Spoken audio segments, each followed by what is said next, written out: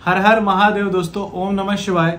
स्वागत है आपका हमारे आदि कैलाश और ओम पर्वत यात्रा के चौथे एपिसोड में। और मुझे पता है आपको सबसे ज्यादा वेट था इस व्लॉग का। ये हमारा जो चौथा पार्ट है। आइए आपको अपनी उस जर्नी के बारे में बताता हूँ जिसमें मैं फंस गया था। एक तूफान हमारा वेट कर रहा था। बुरा फंस गया भाई। कहाँ फंसे, कितने दिन तक फंसे, मेरे साथ क्या हुआ, कैसे हमें रेस्क्यू किया गया, क्या ऐसी नौबत आ गई कि हेलीकॉप्टर से रेस्क्यू करने की जरूरत पड़ गई, ये सारा कुछ बताते हैं आपको हमारे आज के व्लॉग में।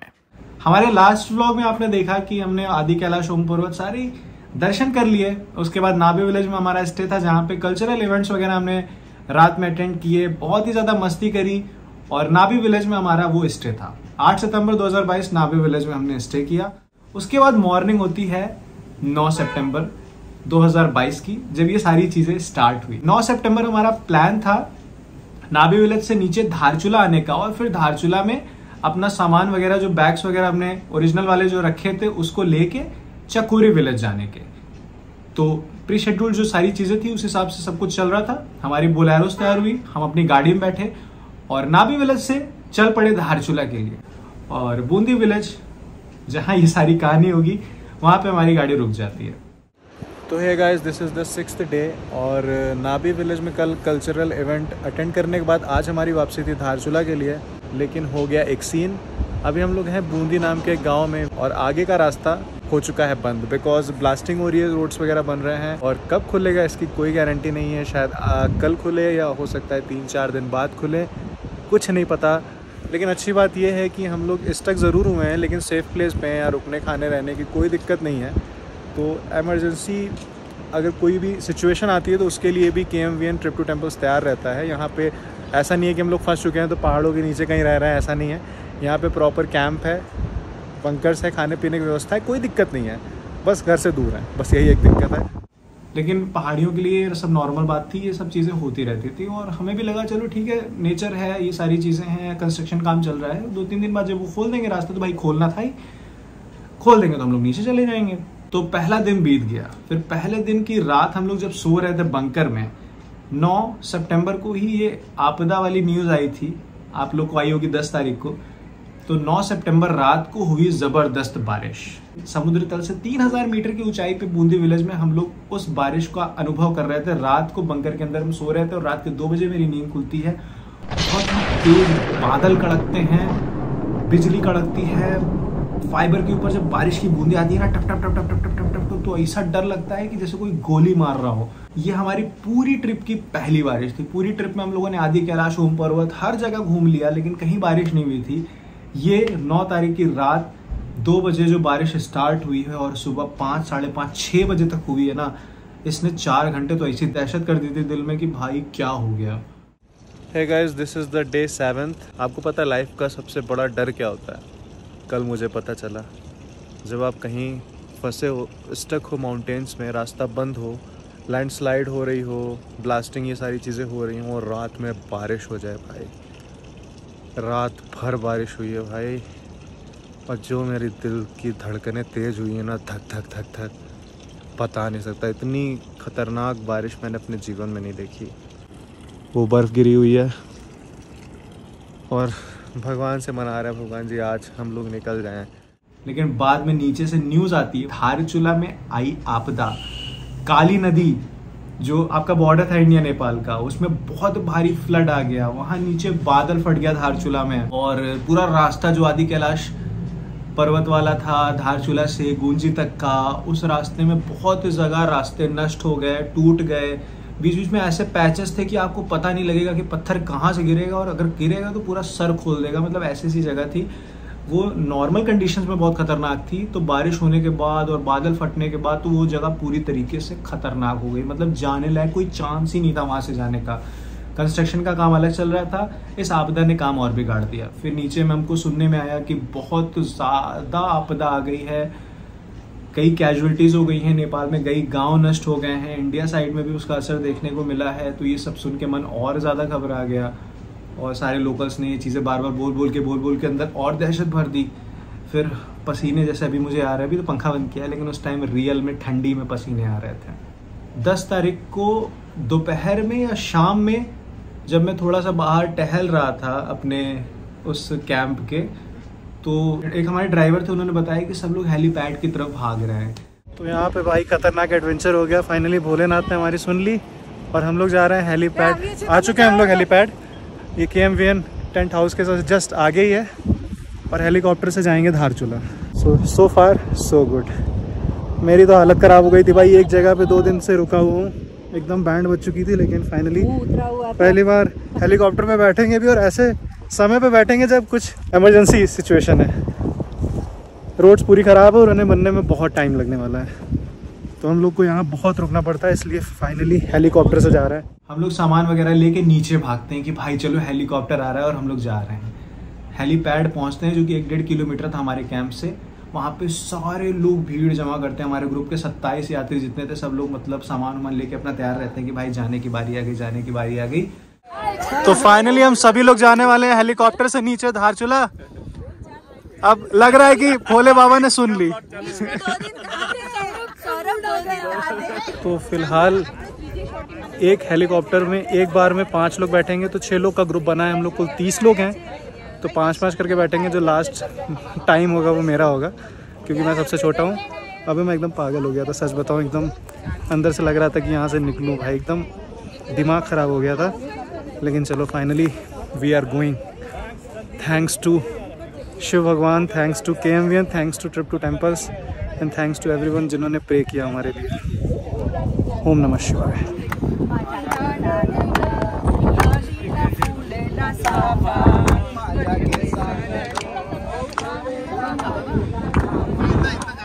मतलब आपके मन में दहशत था कि आप जा पाओगे कि नहीं जा पाओगे। फिर अचानक से होप आता है कि भाई हेलीकॉप्टर आ रहा है आपको लेने, और उसके बाद आप हेलीपैड पे पहुंच भी जाते हो। मन में एकदम हो जाता है कि अब तो हेलीकॉप्टर आएगा, ले जाएगा, नीचे बच जाएंगे, सेफ हो जाएंगे, मतलब एकदम मन खुश हो जाता है। फिर अचानक से पता चलता है कि आज हेलीकॉप्टर आएगा ही नहीं, और नीचे से न्यूज़ ये आती है कि उस दिन आपदा आई है, बहुत सारी कैजुअलिटीज़ हुई हैं। तो एक ही हेलीकॉप्टर था पूरे एरिया में, और वो राशन और ये सारा कुछ पहुंचाने में लगा हुआ था। तो आपदा के चलते वो उस दिन नहीं आ पाया था। तो 10 तारीख भी हम लोग हेलीपैड से वापस लौट आए। भाई जो दिल टूटा ना, क्या बताऊँ आपको। बेवफा आशिक का क्या दिल टूटता होगा जो मेरा उस दिन टूटा था। So guys this is our day 3 at Bundi. और कल हम लोग आए थे हेलीपैड, नीचे उतरे थे, बट हेलीकॉप्टर ऊपर गरब्यांग एक जगह है, वहाँ पे मेडिकल इमरजेंसी के चलते वहीं जा रहा था। और फिर मौसम ख़राब हो गया, जिसके चलते हेलीकॉप्टर नहीं आ पाया और हम लोग नहीं जा पाए। ये हमारा तीसरा दिन है, 8वां दिन टोटल ट्रिप का। मुझे घर से निकले लगभग 10 दिन हो गए और इन्हीं वादियों के बीच फंसा हुआ हूँ। ये वादियाँ अभी तो बड़ी खूबसूरत लग रही हैं देखने में, लेकिन जब आप यहाँ पे फंसोगे और जाने का कोई साधन नहीं रहेगा ना, तो यही वादियाँ काटने को दौड़ेगी। फ़िलहाल देखो, इस होप के साथ कि आज बोला गया है कि हेलीकॉप्टर्स आएंगे और हमें नीचे ले जाएंगे। आई होप हम जाएंगे। महादेव का नाम लिया है तो वो खाली नहीं जाएगा। उसके बाद जो तीसरा दिन था, उस दिन हेली आया। वहाँ पे सीन क्या था कि हम लोग तो फंसे ही थे, साथ में वहाँ के जो लोकल्स थे वो भी नीचे जाना चाहते थे, बिकॉज बहुत सारे लोकल्स के साथ ऐसा था कि उनका घर वगैरह डूब गया था, बहुत सारी चीज़ें थी। और कुछ लोकल्स शायद फालतू भी जाना चाह रहे थे, बिकॉज हम यात्री इतने दूर से आए हैं, हमें प्रायोरिटी उन्हें देना चाहिए कि अतिथि देवो भव। लेकिन सारे लोकल्स कह रहे थे कि नहीं, यात्री नहीं जाएंगे, पहले हम जाएंगे। तो वहाँ पे सीन क्या हुआ, जो हेलीकॉप्टर आना था जिस दिन, उस दिन हेलीकॉप्टर आया, लेकिन वहाँ के लोकल्स वगैरह ने पत्थर उठा लिया कि भाई या तो हम जाएंगे या तो फिर कोई नहीं जाएगा। तो फिर हम लोगों ने अपनी तरफ से कॉम्प्रो किया कि भाई ठीक है चलो आप जाओ। और तीसरे दिन हमारे ग्रुप से लगभग 10 लोग नीचे धारचूला चले गए।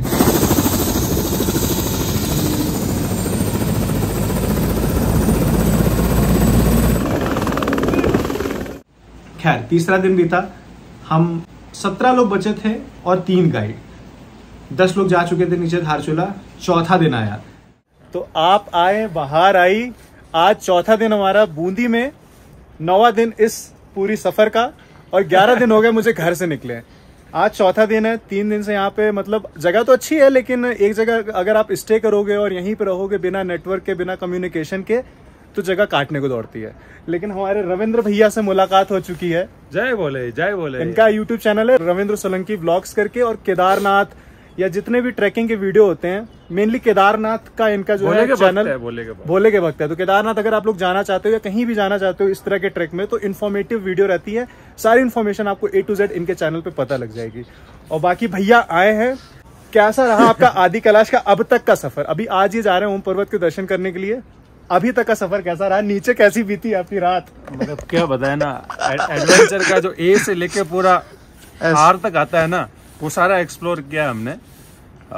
वैसे हम इनके जस्ट पीछे पीछे थे। जब हम धारचूला पहुंचे थे तो ये एक दिन पहले हमसे आगे निकले थे, और हम जब निकले तो इतना बड़ा लैंडस्लाइड हुआ, तो मतलब क्या है कि पूरा रास्ता 300-400 मीटर बैन। और वो बादल फटने वाला एक्सपीरियंस बताइए। हाँ, फिर नारायण आश्रम जाके रुके। नारायण आश्रम जो दूसरे दिन जब रुके हुए थे ना, रात का टाइम था, और तो रात को हम सो रहे थे, हल्की सी विंडो खुली हुई थी हमारी, हल्की छोटी इतनी सी, और दूर से हमें एक लाइट हल्की सी चमकती दिखाई दी, और 3 से 4 सेकंड के अंदर हमारा जो रूम था ना, मतलब इतना रोशनी अंदर हो गया कि आप कोई एलईडी लगा के इतना रोशनी नहीं कर सकते।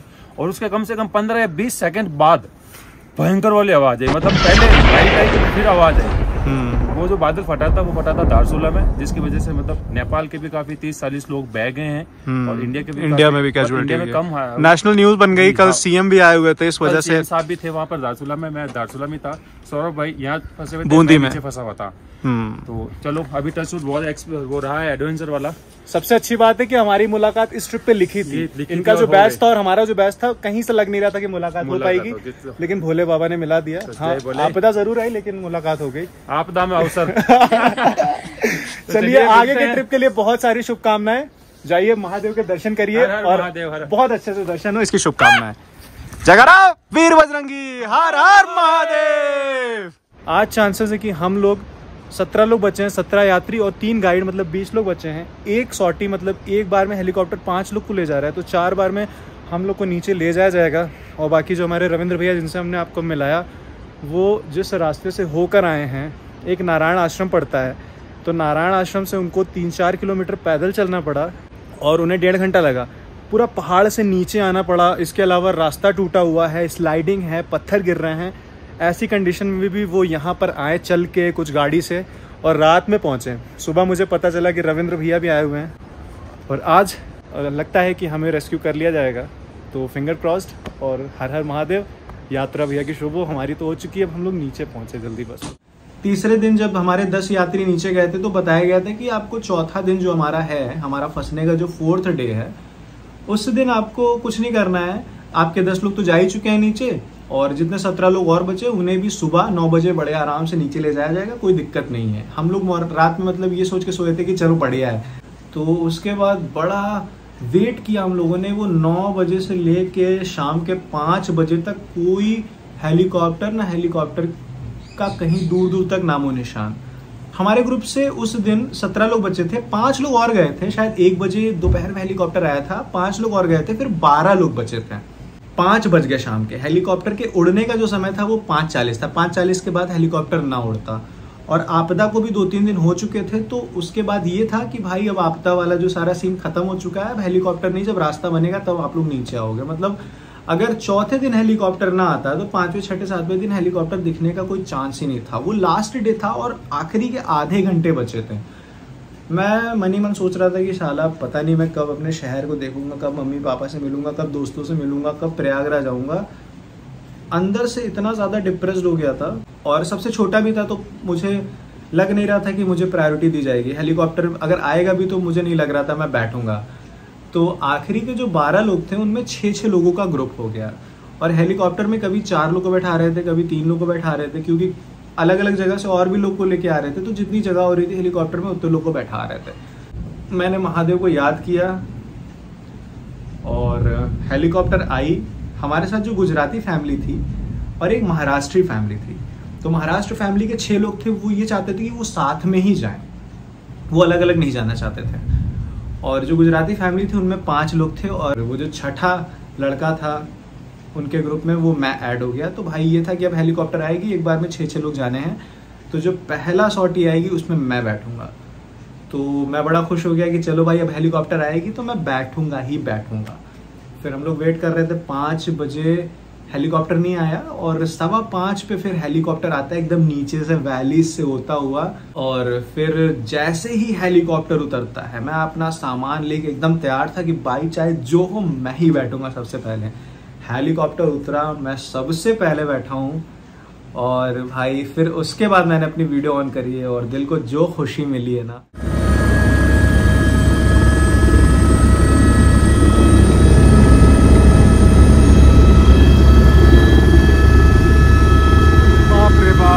भाई सुकून क्या होता है इस पल में मैंने सीखा। उस जगह 4 दिन फंसे रहने के बाद जब कोई होप की किरण नहीं दिख रही थी, महादेव को मैंने याद किया और फाइनली वो हेलीकॉप्टर में बैठना ऐसा लग रहा था कि महादेव ने अपने हाथ से उठा के मुझे वापस उस जगह पर रख दिया हो। ऊपर से वो पल ऐसा लग रहा था कि मैं कोई सपना देख रहा हूँ। वो 4 दिन ऐसे बीते कि 40 दिन, एक एक पल, एक एक सेकंड नहीं कट रहा था और एक पल में महादेव ने मुझे सुरक्षित स्थान पर पहुंचा दिया। तो फाइनली दोस्तों हम लोग पहुंच चुके हैं धारचूला और मैं फाइनली नीचे आ चुका हूँ। हेलीकॉप्टर से नीचे आया हूँ, कुछ शॉट्स आपने देखे होंगे और अभी उसी होटल में हूँ जहाँ से आपको इंडिया नेपाल का बॉर्डर दिखता था। ये काली नदी है और 10 तारीख को इस काली नदी में इतना भीषण बाढ़ आया है, बादल फटा है और यहाँ 1 किलोमीटर पास में कैजुअलिटीज़ हुई हैं इंडिया और नेपाल दोनों में। इतना मैं खुश हूँ मेरे चेहरे के, आप लोग हालत देख के समझ गए होंगे कि मेरी क्या हालत हुई है वहाँ पे 4 दिन। तो हमारे साथ जो यात्री फंसे हुए थे अब तो एक परिवार बन चुका है। कैसा लग रहा है नीचे आके अभी? अच्छा लगा, मजा आया? हाँ मजा आया, बहुत मजा। आप बताइए कैसा रहा एक्सपीरियंस? अरे 4 दिन जो हम फंसे थे वो तो पूछो ही मत। मैं तो मतलब सब फ्रस्ट्रेट हो गए थे। ये डिजास्टर है, सभी लोग फंसे हुए थे। सब लोग फंसे थे पर सब पैनिक हो जाते हैं ना। एट लास्ट जब चॉपर आया और हम लोग बैठे तब जी को ऐसा उस टाइम ऐसा लग रहा था कि हम लोग सपना देख रहे हैं। हाँ सपना देख रहे हैं और ऐसा लग रहा है कि ये सपना है या सच। और लास्ट में हम लोग यहाँ आके बैठे और हमारे जो गाइड्स ने बड़ा एफर्ट किया, बहुत। अक्षय, सौम्या, सबने एफर्ट किया। वो भी छोटे बच्चे हैं लेकिन उन्होंने काफी हमसे, लेकिन एफर्ट तो खूब किया बच्चों ने। खुद अभी वो लोग वहाँ पे हैं लेकिन हम लोग नीचे आ गए। वो तो है कि गाइड हमारे तीनों ऊपर है। इमरान भाई भी थे जो KMVN से थे, वो भी अच्छे थे। नमो पार्वती पते हर हर महादेव। सच में यार, नमो पार्वती पते हर हर महादेव। अंत भला तो सब भला। फाइनली हम पहुंच गए नीचे। फिर धारचूला से हम लोग बढ़ चले डीडी हाट के लिए, जहां हुआ हमारा डिनर और हमारे दूसरे सहयात्री जो 1-2 दिन पहले रेस्क्यू करके लाए गए थे उनसे वहां हमारी मुलाकात हुई और सभी बहुत ही ज़्यादा इमोशनल हो गए। सभी एक दूसरे के गले मिले। फिर वहां से हम लोग चल पड़े चकोरी विलेज के लिए, जहाँ पे हमारा नाइट स्टे हुआ और बहुत दिनों के बाद हमें एक प्रॉपर रूम मिला, बेड मिला, जहाँ पे बहुत ही अच्छी नींद आई। मॉर्निंग में हमने देखे नंदा देवी पर्वत के नज़ारे, जो कि टॉप 5 माउंटेन्स में आता है, 26,000 फीट ऊंचा पहाड़। फाइनली 4 दिनों के बाद ये भीड़ भाड़ शोर दुकान देख के बहुत अच्छा लग रहा था। चकोरी में हमने किया ब्रेकफास्ट। फिर वहाँ से निकल पड़े पाताल भुवनेश्वर के लिए। पाताल भुवनेश्वर में बहुत ही भव्य दर्शन हुए। 90 फीट गहरी गुफा में हम लोग नीचे उतरे, जहाँ ऑक्सीजन की काफ़ी कमी थी। बहुत सारे लोग तो जा भी नहीं पाए लेकिन हमारे दर्शन हुए। फिर पाताल भुवनेश्वर से हमारी गाड़ी चल पड़ी सीधे। फाइनली हमारा आधा ग्रुप जा चुका है अपने घर की तरफ और हम लोग कुछ लोग बचे हैं। कल फिर हम लोग अपनी डेस्टिनेशन की तरफ बढ़ चलेंगे। सुबह सुबह अगली पहुंच गया मैं सीधे लखनऊ। तो फाइनली दोस्तों हम लोग आ चुके हैं लखनऊ और हमारे अमित भाई के घर पे रुके हैं। जस्ट प्रवेश हुआ है लखनऊ में और ये हमारे छोटे से क्यूट से सब्सक्राइबर कर्तव्य नाम है। तो कौन सा मेरा ब्लॉग तुम्हें सबसे ज्यादा पसंद आया है अब तक? केदारनाथ वाला। तो भाई का भी यूट्यूब चैनल है, क्या नाम है यूट्यूब चैनल का? Haunted gaming. भूतहा गेमिंग वगैरह भूत वाले खेलते हो? ओ भाई साहब। लखनऊ, बनारस, कानपुर, प्रयागराज, कहीं भी पहुंचो लगता है अपने घर आ गए। यूपी वालों का तो यही है भैया। लखनऊ पहुंचे, वहाँ अपने दोस्त के यहाँ स्टे किया। फिर रात को 9 बजे बस पकड़ी और सीधे पहुंच गए प्रयागराज रात के 2 बजे, क्योंकि फिर वेट नहीं हो रहा था। और फाइनली 13 दिनों के बाद मैं अपने घर आ चुका था और इमोशंस पूरी तरीके से बाहर आ चुके थे।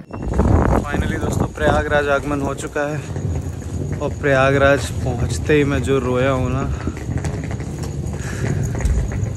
अभी फ़िलहाल घर पहुंच रहे हैं। मम्मी पापा सबका रिएक्शन रिकॉर्ड करते हैं। अभी कुछ शब्द नहीं है कहने को यार। अपने शहर वापस आ गए जिंदा। चलो घर चलते हैं। हर हर महादेव। मेरा प्यारा घर आ गया यार। लेकिन मैं जैसे घर पहुंचा मुझे एक बैड न्यूज़ सुनने को मिली। हमने 5 स्ट्रे डॉग्स पाले हुए थे। उसमें से एक जो शेरू, जो 7 साल से जिसे हमने बच्चों की तरह पाला था, उसे मोहल्ले में किसी ने जहर दे दिया और वो मर चुका था। और मेरे पहुंचने पर ये बच्चे जो इतना खुश हो गए हैं, एक तो मुझसे मिलने भी आया था मेरे कमरे में, उनकी भी 1-2 दिन बाद डेथ हो जाती है। मोहल्ले में ये कौन कर रहा है, क्यों कर रहा है, कुछ नहीं पता। लेकिन अब हमारे 5 स्ट्रे डॉग्स में से 3 मर चुके थे। फिलहाल मेरे घर का माहौल जो इतने दिनों से बहुत ही ख़राब था, मेरे पहुंचने पर कुछ अच्छा हुआ। फिलहाल महादेव की कृपा से, उनके आशीर्वाद से सकुशल मैं अपने घर पहुंच चुका था। अपनी आदि कैलाश यात्रा और ओम पर्वत यात्रा की सीरीज को यहीं पर खत्म करते हैं। मिलते हैं अपनी ऐसी किसी धमाकेदार व्लॉग में आपसे। तब तक के लिए टेक केयर, बाय बाय, हर हर महादेव।